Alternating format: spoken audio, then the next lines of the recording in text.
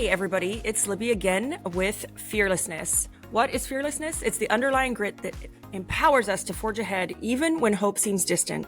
It's the courage to walk through those fires of hell knowing we'll come out stronger on the other side. Stay tuned and learn how to get fearlessness. I'm Libby, your host, and today we have a guest, and I'm going to let him introduce himself. Go for it. All right. My name is Marvin Salcido, and I am a serial entrepreneur out of a little bitty town called Tyler, Texas. And I do everything from lawn maintenance, landscaping, fertilization, weed control, basically everything in the green space. And then we recently expanded our company and added home remodeling, housekeeping, garage doors, and HVAC services. And then I also have a mechanic shop and a hot rod restoration company, as well as a small real estate company. And then I do business coaching, and I absolutely love working with small businesses, helping them to grow their companies. And they can learn from all the mistakes that I have made in business and hopefully not have to go through that same headache and heartache themselves. And so, yeah, that's who I am. So what better guest to have on Fearlessness, where we talk about struggles, the stress, the mistakes, than Marvin. How many exactly companies are? Is it like 17, I thought you said? So not company, technically, well, okay. 17 divisions? Because you have them all under one umbrella. They're all under one umbrella. Well, the mechanic shop and the hot rod restoration company, those are all separate. But it's 10 different divisions under one umbrella, and then we're adding more as we go, as time goes on. Awesome. So I'm actively looking for an electrical company and a plumbing company to buy out and take over. You know, what's the end game? What are you trying to achieve is I guess, a great question. Because you just were very specific in what you were looking for. Yeah, so I've thought a lot about that over the last few years, because originally my end goal was to just create this monster that just printed money, and which I think would be a fabulous goal, and I think I'll get there within the next 8 years or so. My ultimate goal, though, is to hit right around 100 million, and then probably sell off You're going to look companies. At my phone. And $100 million CEO. I remember seeing that last time I was with you. Yeah, absolutely. So get to 100 million and then sell it to private equity or to another firm that wants to buy us out, and then exit and then create generational wealth. And then, just build my own little empire privately, whether that's through real estate, something that can just print money for me, and I'll never have to work another day in my life. And then I can go and do what I really love to do, and I can pick and choose, and that's coach and consult. And, if there's a company that needs help and they can't really afford me, then I will be in a financial place that, I'll be like, hey, let me help you out. And then jump in there, get in the thick of it with them, and help them do something great. So I laugh inside when you said, so I never have to work again, because like you're never going to work again. I'll never stop. So many ways to go on but this. I love the have to. Well, it's a different have to, because you're going to have to keep yourself sane and happy, right? Very true. It's a different have to. Very true. So, I have a mentor, Dan Martell, and he has a statement about empire, right? What is an empire? And so I feel like it's a great topic because it's different to everybody, right? Sometimes it's wealth, sometimes it's happiness, like happiness, health, wealth. Sometimes it's assets. Like, everyone's version of building that empire is different. And he has a statement, and it's that he wants to build an empire, or he wants to build a life that he never wants to retire from. That's good. I like that.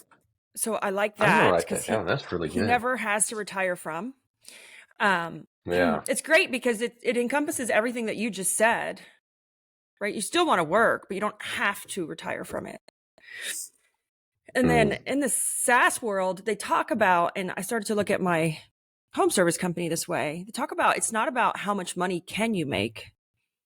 It's about how fast can you make the money.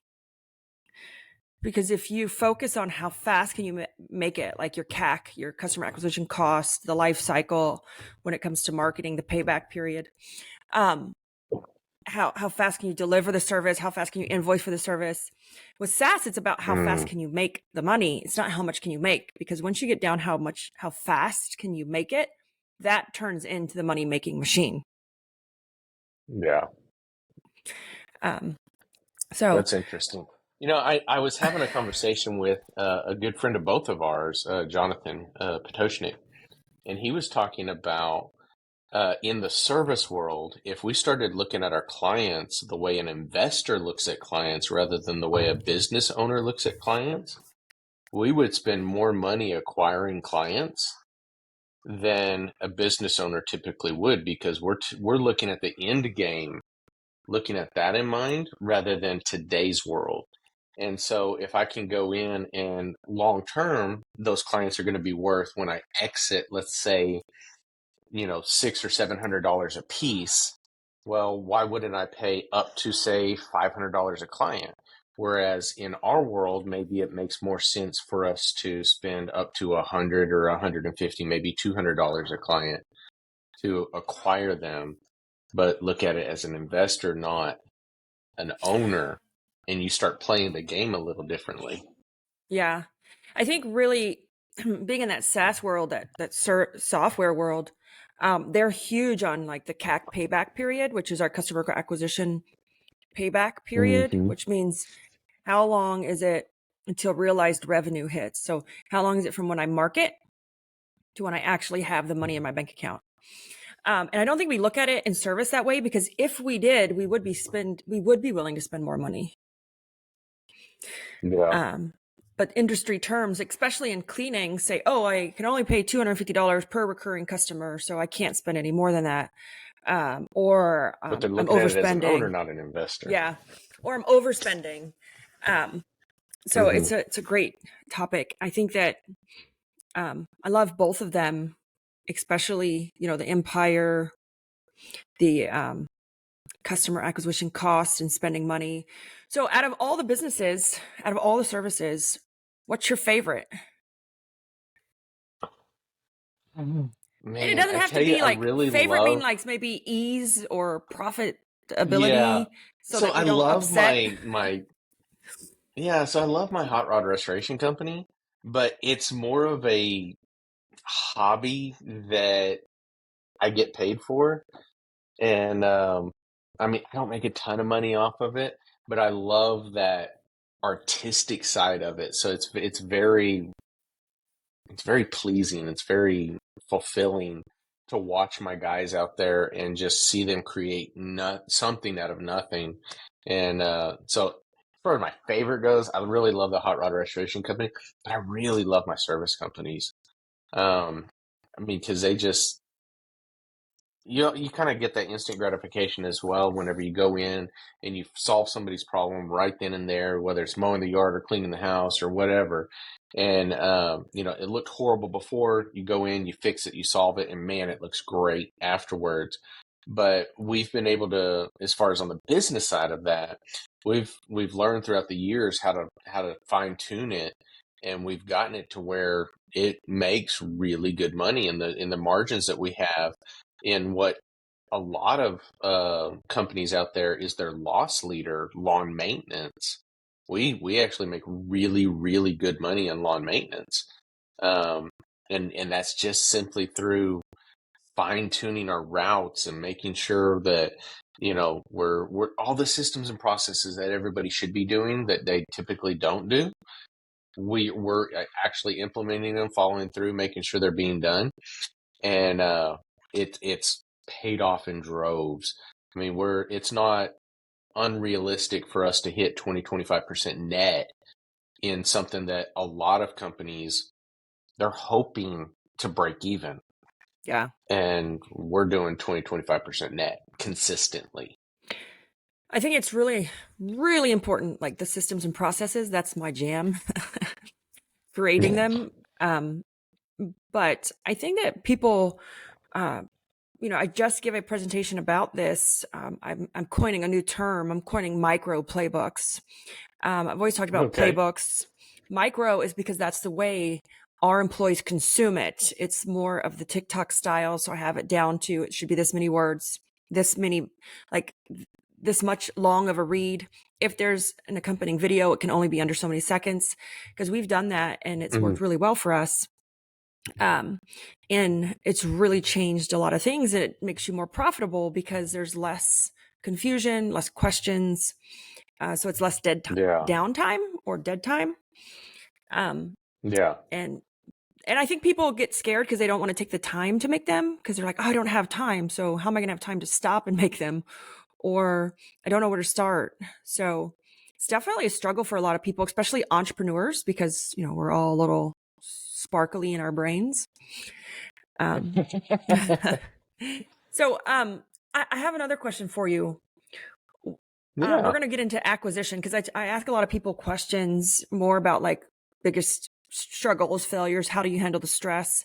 But I want to get into the acquisition side, because that's what Mhm. Marvin uh, specializes in, and actually in his coaching and consulting. He's known, and he goes around and speaks on this topic. And what would you say is like the biggest mistake you made in acquiring a company? Mhm. Every single time, without fail, that I have made a decision, an acquisition decision based on emotion, it's cost me money every single time. And so I've had to learn throughout the years to take the emotion out of it and look just at the facts. And if the facts don't support the numbers, the facts don't support their asking price or whatever it may be, then you have to maintain your walkaway power and be willing to walk away from the deal, even if it's all the way at the closing table. Because I years and years and years ago, this is probably 10, 15 years ago, we used to have a division over in Dallas, which is about 90 miles from here. And we were having some troubles with some management. And so we decided that we were going to buy some management by buying out another company. And we went in, we looked at this company. It seemed to be a great deal. It was going to solve a couple of problems for us. It was an irrigation company. And so it was going to, help us on our irrigation side of things. Plus, it was going to give us some on-site management, and there was a bookkeeper, and so it's going to be, great solve for us. So, looking at the numbers, we noticed a trend that his numbers went down and down and down over the last 5 years. And so I talked with the owner and trying to figure out what's going on. And he explained it away as, well, he was getting ready to retire, so he kind of took his foot off the gas and stopped advertising. And so it's just kind of trailed down. I was like, okay, yeah, I can see that. And so I talked myself into it. And, and then I kept asking him for the final set of books, the year prior to us buying the company. And he did not give us the final set of books until the closing table. Mm, And that, first of all, should have been a red flag. But second of all, I'm looking at the books, and what he sold us as a $800,000 a year business that had gone down a little bit. Well, actually, it had gone down quite a bit, but it went from like 800 to 600 to 500 to 300. And then the year prior, it was at like 130,000 or something like that. I don't remember all the figures, but it was really low. And I was like, wow, what? Yeah.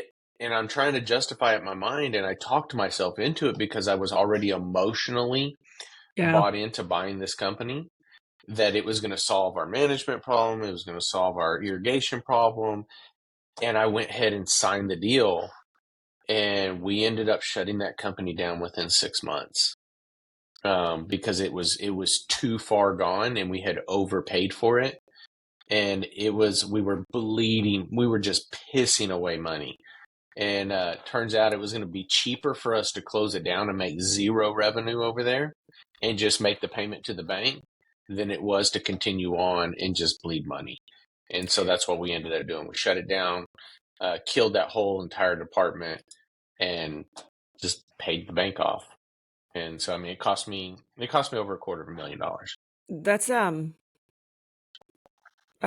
a big, almost probably like, at least from my perspective, if I had to go through that, a big ego pill to swallow, to have to close it down and face the fact that, like, I got to close It it, was a and I'd ridiculously hard decision. rather just pay the payment. So, like, Hmm. yeah. Well, I'm the eternal optimist. Oh, I can fix this. I can go in and we can change this and we can do this, and I can fix it.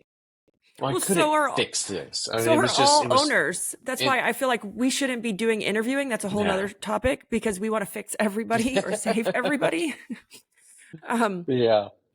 so, hearing how you said take out the emotion, and, you're letting the numbers speak. I think sometimes, well, I know we are all risk junkies. We love the Yeah. feeling that it gives us. And sometimes we know it's a bad It's a decision. dopamine high. Like, we know it's a bad decision, but we kind of still do it, because what's that risk, even though it's a bad one. A lot of business owners do it because they like the feeling of being alive. They like the feeling it gives them. Yeah. And sometimes we do it just for the feeling, subconsciously not knowing it. I did not come up with this theory. I heard someone teach on it. um, Mm. that we do it. That's And right. we'll First even time you heard it. Second time you say, "Hey, as I always say," or no, you speak it and you reference the first person. Third time you say, "As I always say." By the fourth time, it's your saying. So okay. But as you look back, or you consult, even if we consult other peers or people for advice on, like, the risk we're going to take, and they give us a perspective and we still do it.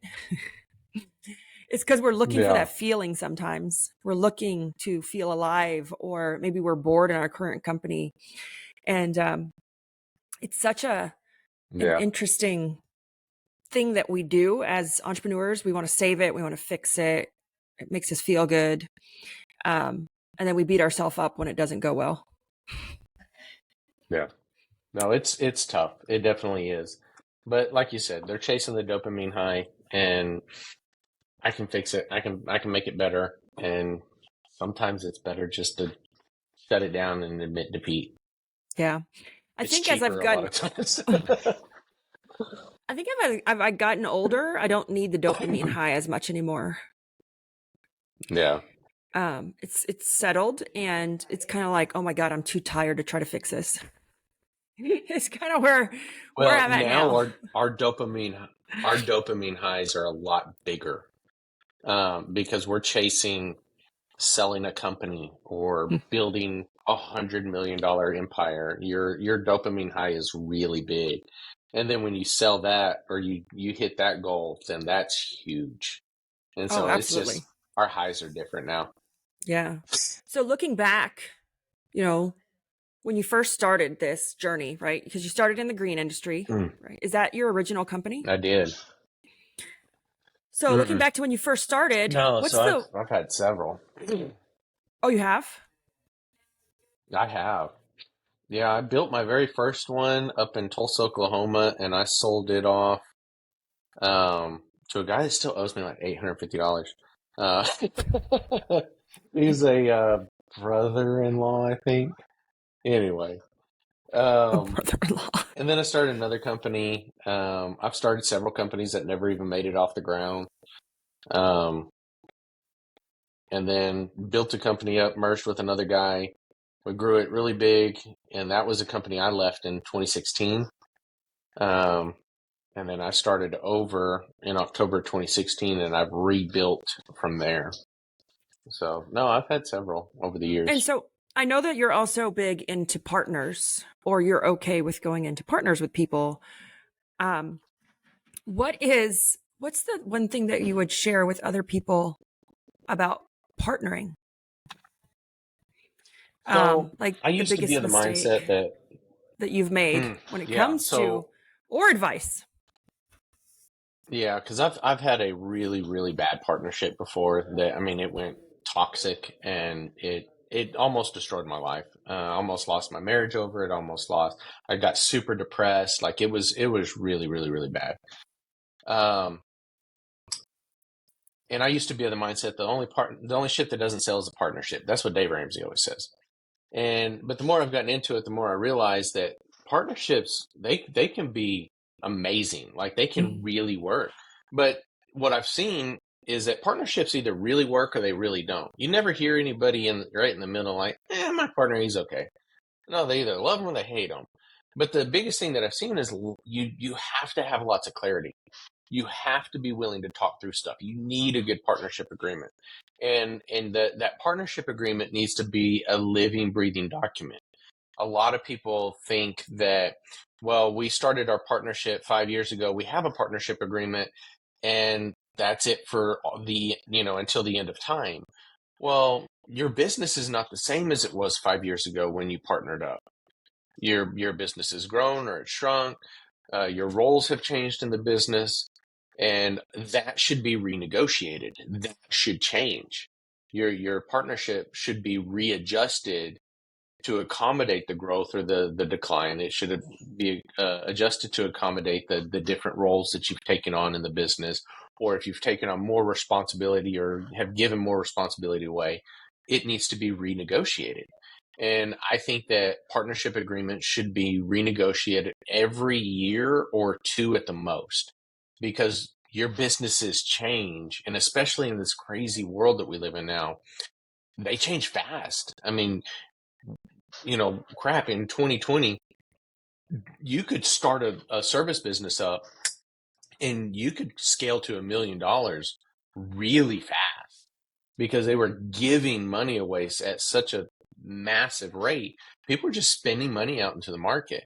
And now money's not flowing the same way it was. And so a lot of those people that were riding that high They're like, are what's wrong? now having to It's go hard to back. get a My customer. business is not, nobody calls, nobody. It's Well, no, they're not.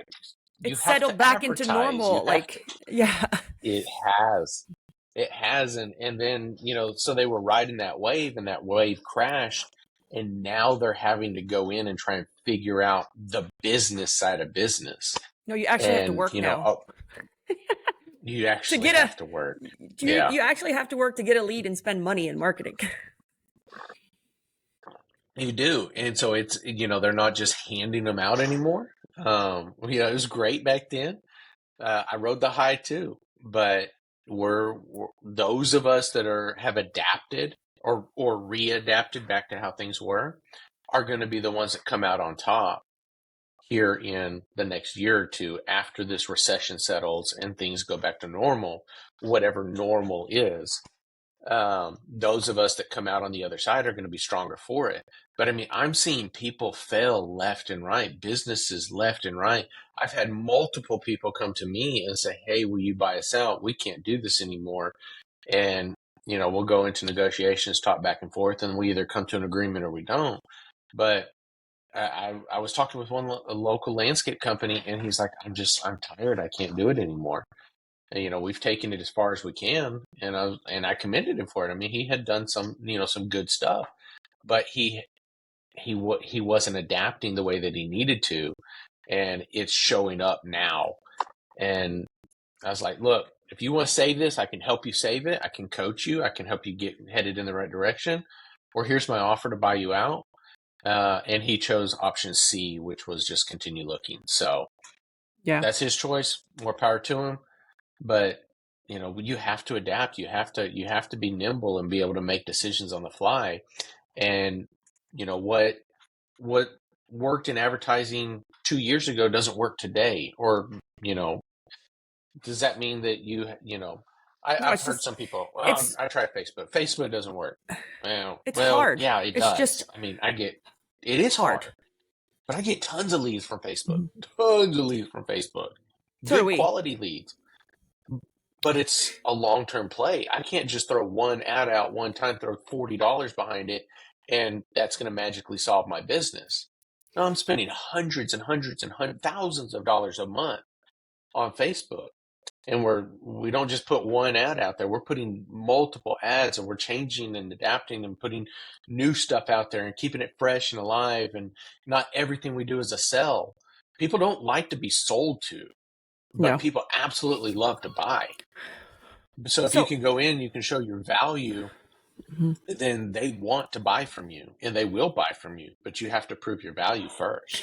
I so inside one of the groups I'm in, he always brings in other mentors to come teach us. And so he's brought in, her name is April Dunford, and she's all about sales, but she's more about sales from a positioning standpoint. And I think there's so many things that happened. I want to go back to the partnership, but I wanted to talk about our positioning in the home service space has changed because of the COVID influx of money. We present, we were Yeah. positioned to like sell and raise our prices, and we were like, this was our positioning. But now that's over, and we have to rethink that positioning. And positioning is nothing different than like the Stanley Cup, right? It's the same cup. They're just Yeah. talking about it in a different way. It's the same thing as a Yeah. bran muffin versus like a gluten-free, paleo-friendly breakfast bar. Same thing. They're just repositioning the way they talk about it to make it attractive to the current market. But one of the things she says all the time in her books is selling isn't hard. Buying is hard because there's so many choices. We need to be their guide on the journey and inform them and educate them versus trying to sell to them. Yeah. Um, And I've done entire educational videos for our market teaching people how to find a good landscaper. Whether or not they use me, I don't care. There's enough grass out there for everybody.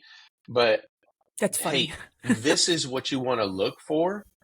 This is how you find a good landscaper.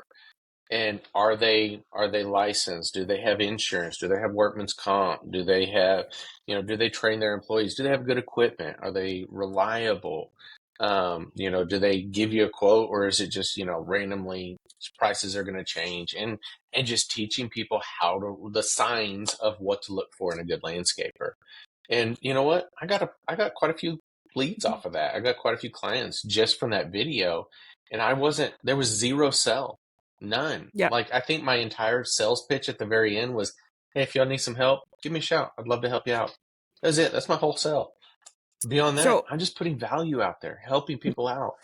we do one educational video a week and organize it about cleaning and organizing.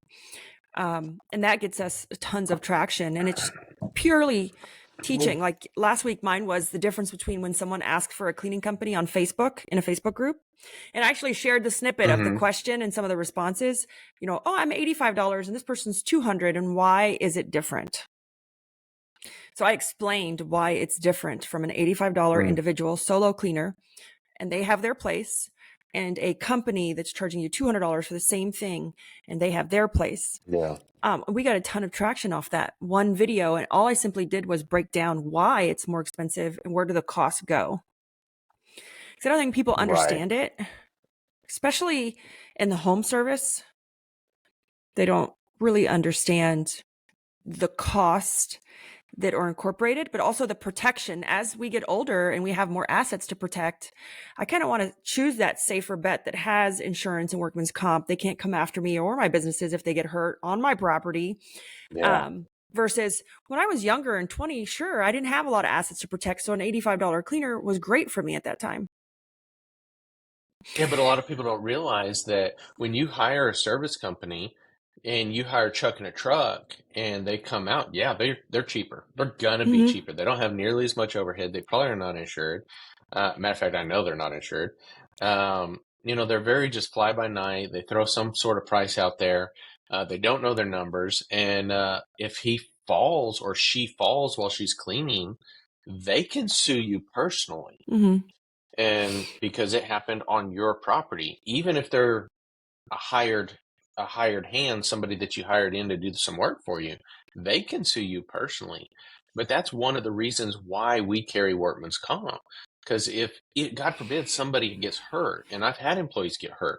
I had an employee accidentally fall off a roof one time, and he busted his ankle, and nothing happened to the client, nothing at all. My workman's comp immediately took that over, and it compensated the employee. We paid for all his medical bills. We made sure he was taken care of, paid time off, all that kind of good stuff. And life continued on. But had we not had that stuff in place, and for whatever reason that employee got a stray hair, they could have gone after that homeowner personally. And so this is just a protection. And yes, we are more expensive, but we are more expensive so that we can help protect you as a client. So Yeah. and then absolutely, I'm right there with you. So I love the partnership about it needs to be renegotiated every 2 years. So I used to have a partner in WootRecruit. We're still great friends, but it Yeah. did evolve over time and our jobs shifted and we noticed that like we were not working the same amount or the same things. And it's a great tip to renegotiate it, to have that partnership agreement. Someone, and I don't know who said this quote, but it was all partnerships, 100% of partnerships end in divorce. 100% of Yeah. business partnerships end in divorce, and 50% of marriages end in divorce. And the reason they said that is because you either sell the company, you buy them out, or you die. Yeah. So 100% Yeah. of business partnerships end. And that's because One the way or company, another, they will end. yeah. And that is because one of you will die because you won't die at the same time. One of you guys will buy each other out or you'll sell the company. So there's 100% of them end. And I never thought about it like that. And I think that there's such a big space. I'm trying to talk somebody into doing this for like fractional business partner therapy. Like a third person, a third party that is non-biased, that can help talk through things or ask questions, like a therapist, but for business partners. Yeah. Because like you said, they're either Great idea. great or they're horrible. But sometimes you don't You never hear about have, mediocre partnerships. no, but you don't have that third party to kind of help you work through things, talk through them. Typically people feel defensive or picked on. Mm-hmm. I was lucky that when we dissolved our partnership, I had a COO who was that person, helped both of us through it, or otherwise it probably wouldn't have ended well because you do get emotional, you do get attached. Yeah. And he was so great how he helped us through that, walked us through it, made sure that we were all comfortable, okay, and all on the same page. That's awesome. So and it didn't burn me because I still have partners. I'm partners with Joel and Rick from Deep Lawn. We're partnered in Service Cart. Yeah. So it didn't burn me. You just learned my Awesome. lesson. I bet you So did things a little different second time around. yeah. So I have another question for you. You know, knowing what Yeah. you know now, what would you have done differently? We talked about this before we even started recording. Like, oh my God, we would be millionaires, 100 millionaires by now. Yeah. What would I have done differently? Like the younger I think I version of would you. tell my younger self to know my worth, charge what I'm worth, and advertise. I remember 20 years ago, 21 years ago, when I first started my first business, I thought I couldn't afford to advertise. Can't afford not And to. you can't afford not to. I mean, people are not, and I tell people this in my business coaching all the time, people are not going to magically conjure up your phone number when they need your help. You know, if you don't tell people about you, they are not going to know about you. And I worked with one guy, and for 9 months, he argued with me about advertising. And finally, I was like, dude, what the crap are you paying me for if you're not going to listen to what I say? Please just go put an ad out there, push it out there into the market, and do something. I was at a conference last week, and they said even bad marketing is better than no marketing. Oh Getting yeah. some traction, something out there in the market. And I was like, put something out there. He put an ad out there on Facebook, and he called me up. He was so excited. He's like, Coach, they're calling. I was like, that's what I've been telling you for 9 months. 9 months I've been telling you this. All you have to do is tell people about yourself. I mean, it's not all you have to do, but you know, you got to tell people about yourself.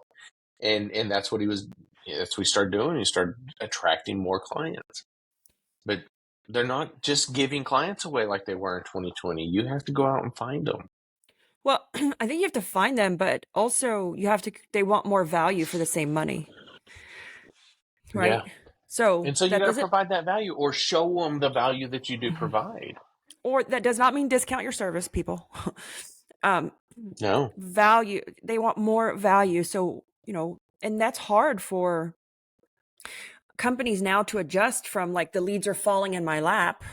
I can't close them fast enough. I don't have enough staff to, oh crap, like they're shopping around now. They want more value for their money. Um, so Mm-hmm. learning how to do that, you can do that through your customer service, through like answering the phone. Imagine that by you answering the phone is providing Yeah. value. I um, can't tell you how many times we get calls and people are like, you're like the ninth company I've called and you are the only one to answer the phone.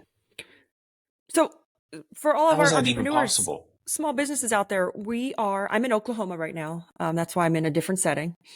Um, and my sister's helping launch another location. She's kind of doing some of the investigating for me. And so she called cleaning companies in, let's see, like 4 different areas, like the Tulsa area, more over by Durant, more over here in the Paris area.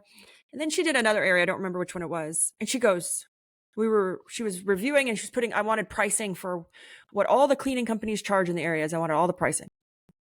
Um, and she goes, nobody answered their freaking phone. Like nobody. She goes, out of Yeah. like all the companies I called, one lady gave me a quote over the phone and answered her phone. She goes, a couple of them said, oh, I need to schedule an in-home consultation. We have to come look at the property. And then she goes, then the rest, no answer, no callback. She goes, you couldn't get a hold of nobody.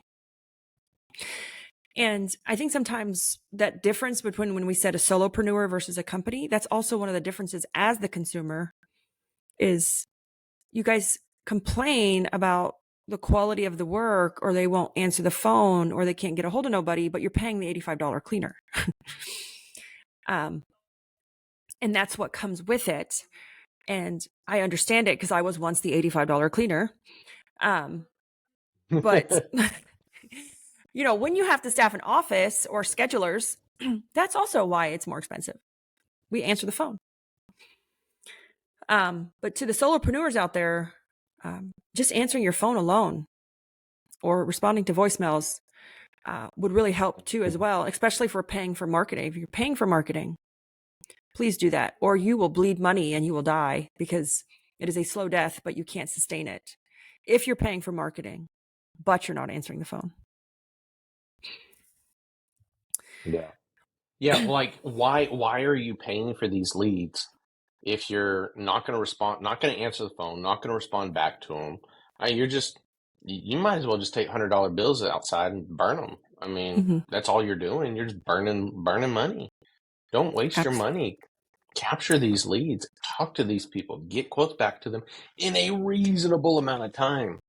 Like Yes. it should not take weeks or months to get quotes back. I bought a company out one time and the process, that was one of the first things I had to change was the process of how they put quotes together. And it would take weeks and weeks and weeks for them to get a quote back to somebody.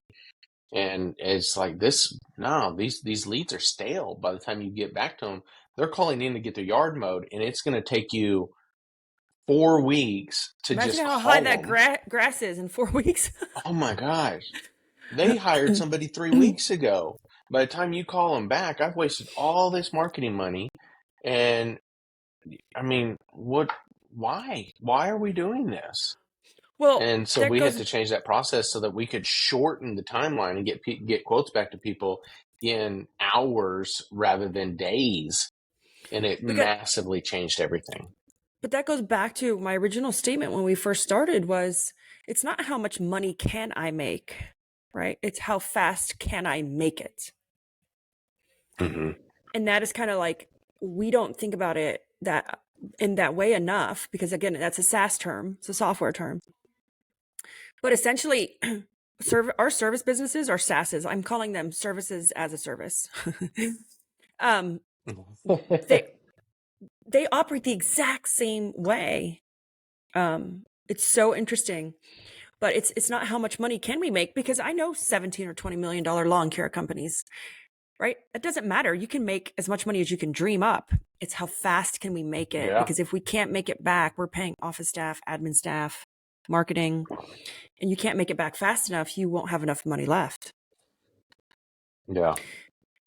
So before we wrap up, my last question is, what's in the future? What you got cooking? Anything exciting? So I've got a couple of companies I'm looking at buying out right now. So I I'm did in tell Marvin good that talks with both of them. Go I ahead. think I was going to give him an intervention so he'd stop buying companies. Last time I saw you in Atlanta, I think we need to give you an intervention. Yeah, it's in my blood. I can't help it. Um, I also no, said I but needed to fight you I over the tell you what, coolest hat. hey, Hey, this actually wasn't the hat I wore in today. I brought this just for this podcast. So, oh, okay.